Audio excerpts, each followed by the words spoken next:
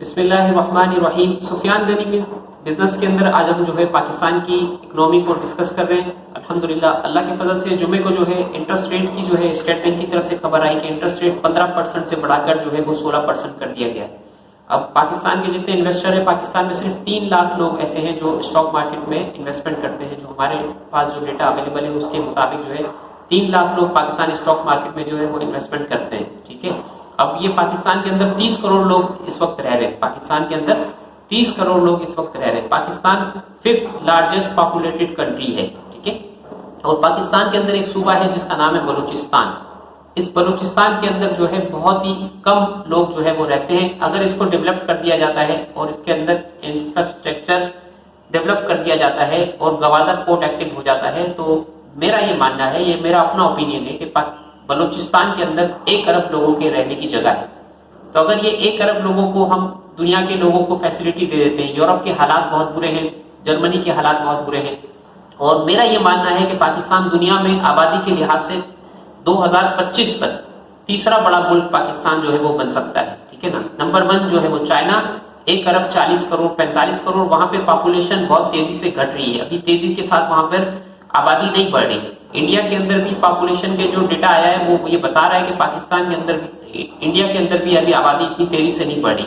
और पाकिस्तान जो है ऑफिशियल डेटा पाकिस्तान का 22 करोड़ 23 करोड़ का डेटा आता है, लेकिन पाकिस्तान के अंदर जो है अभी तक जो है मर्दमशुमारी जो है वो सही तरीके से नहीं हुई। कराची के अंदर जो ऑफिशियल डेटा हमारे पास अवेलेबल है उसके मुताबिक कहते हैं कि 1.5 करोड़ लोग कराची में रहते हैं, लेकिन मेरा ये मानना है कि कराची में 3 करोड़ से ज्यादा लोग रहते हैं। 3.5 करोड़ के करीब कराची में लोग रहते हैं। तो अगर इस तरीके से अगर डेटा को हम कंपाइल करें तो मेरा ये मानना है कि 2025 तक जो है पाकिस्तान की आबादी जो है वो अमेरिका से और इंडोनेशिया से, जो तीसरे और चौथे नंबर के ऊपर है आबादी के लिहाज से, 32 करोड़ लोग अमेरिका में हैं, और तकरीबन इसी तरीके से 28 करोड़ लोगों का डेटा हमारे पास अवेलेबल है जो इंडोनेशिया के अंदर है।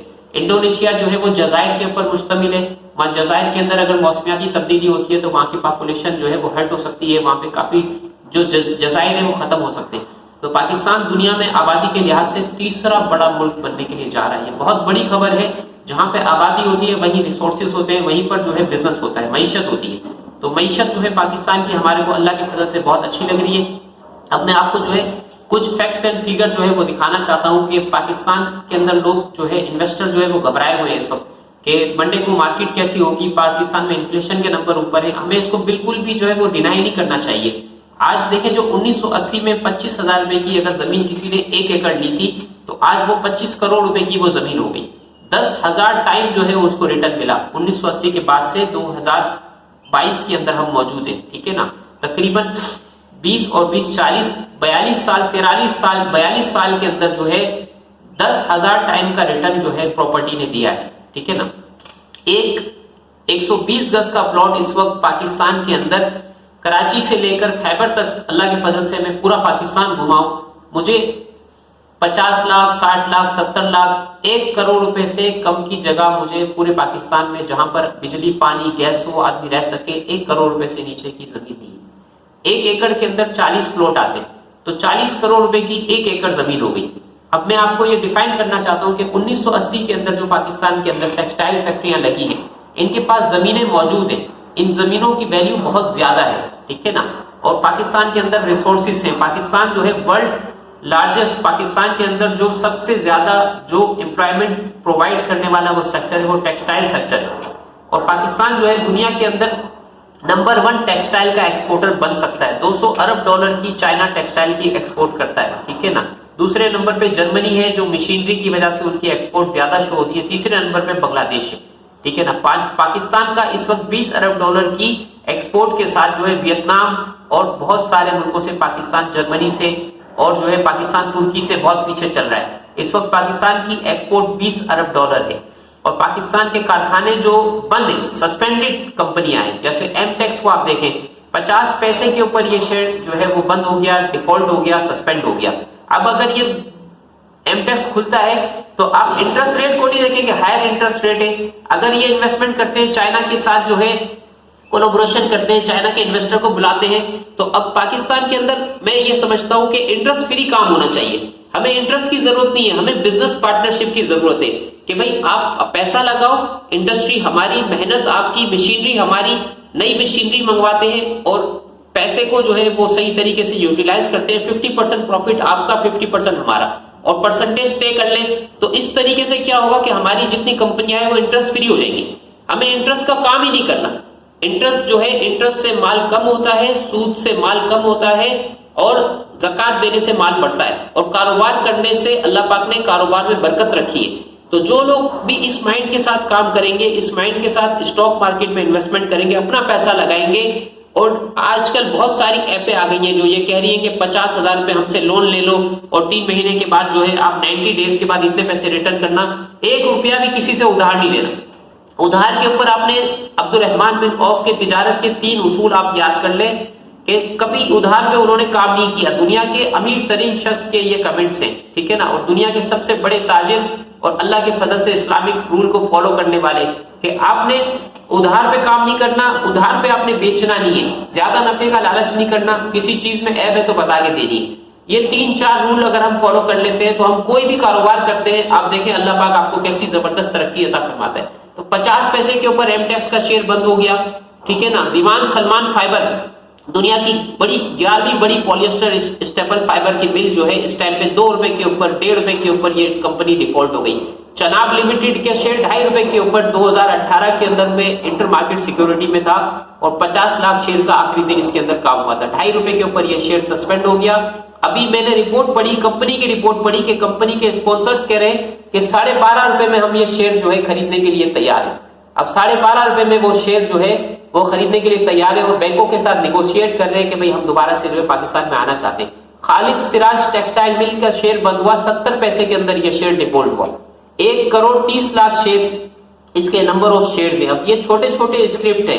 बिलाल फाइबर के पास जो है 15 एकड़ जमीन अपनी है और 1 मरला जमीन इनके पास लाहौर के अंदर अपनी है, ठीक है ना। अब ये कंपनियां अगर इनको फाइनेंसर मिल जाते हैं, अगर इनको जो है स्पॉन्सर मिल जाते हैं, अगर इनके पास इन्वेस्टर, फॉरेन इन्वेस्टर आ जाते हैं, चाइनीज इन्वेस्टर आ जाते हैं, लोकल इन्वेस्टर आ जाते हैं, बाहर जो ओवरसीज पाकिस्तानी है, अगर वो इन कंपनियों के साथ ज्वाइंट वेंचर करके कारोबार करते हैं तो मैं आपको यकीन के साथ कह सकता हूं कि पाकिस्तान की जितनी बंद टेक्सटाइल मिलें हैं वो सारी खुलेंगी और नए यूनिट पाकिस्तान को लगाने पड़ेंगे टेक्सटाइल के अंदर। और अल्लाह के फजल से पाकिस्तान नंबर 1 टेक्सटाइल के अंदर ही नहीं बल्कि टूरिज्म के अंदर भी पाकिस्तान नंबर 1 आ जाएगा।